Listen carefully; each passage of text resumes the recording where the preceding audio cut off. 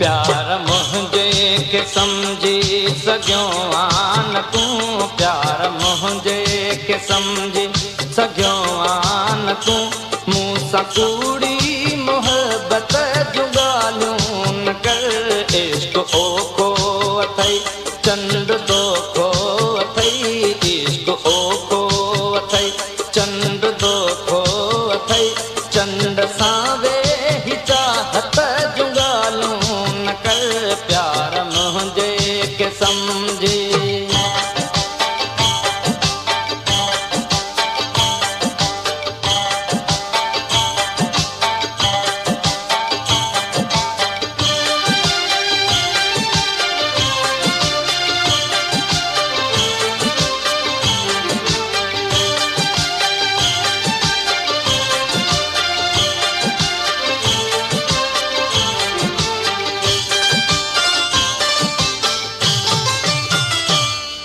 हयातीअ जे थदकार खां तूं पर छो रहण थो घुरी, प्यार खां तूं परे।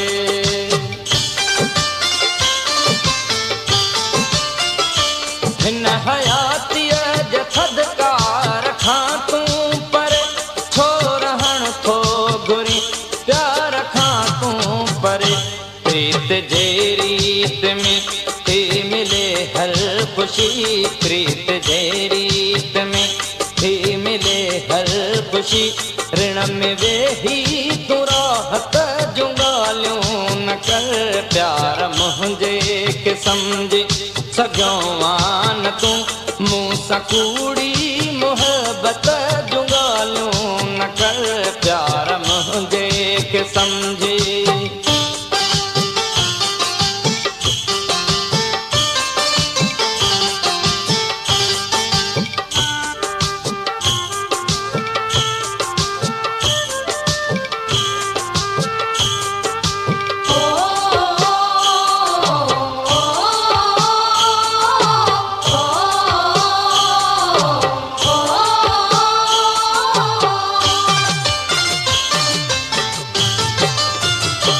महल दौलत सां जोड़े था सघजन समय, जोए कंहिं दिल में ठाहिण आदादी दुखी।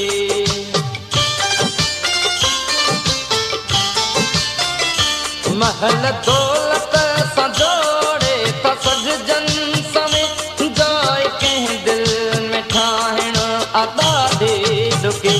कुर्ब में कंद मुंहिंजो अहाद मगर, कुर्ब में कंद मुंहिंजो अहाद मगर, कंहिं बि फिर ओनी ताक़त जूं ॻाल्हियूं न कर। प्यार मुझे के समझी सघियो आन तूं, मूंसां कूड़ी मोहब्बत जूं ॻाल्हियूं न कर। प्यार मुझे के समझी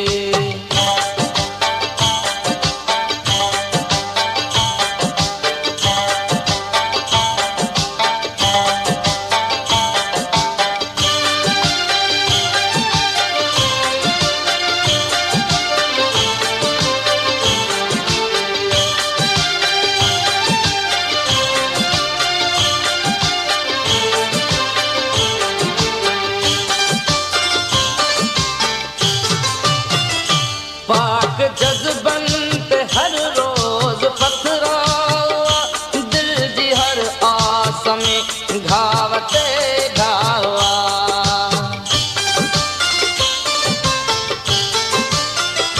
पाक जज्बन ते हर रोज पथरावा, दिल जी हर आस में घाव ते घावा। ना अहल सां जे ज़ाहिद निभाइण घुरी, ना अहल सां जे ज़ाहिद निभाइण घुरी। ज़हर पी वञ शिकायत जूं ॻाल्हियूं न कर। प्यार मुझे के समझी सघियो आन तूं, मूंसां कूड़ी मोहब्बत जूं ॻाल्हियूं न कर। इश्क ओखो अथई चंड दोखो अथई, इश्क ओखो अथई चंड दोखो अथई, चंड सां वेही चाहत जूं ॻाल्हियूं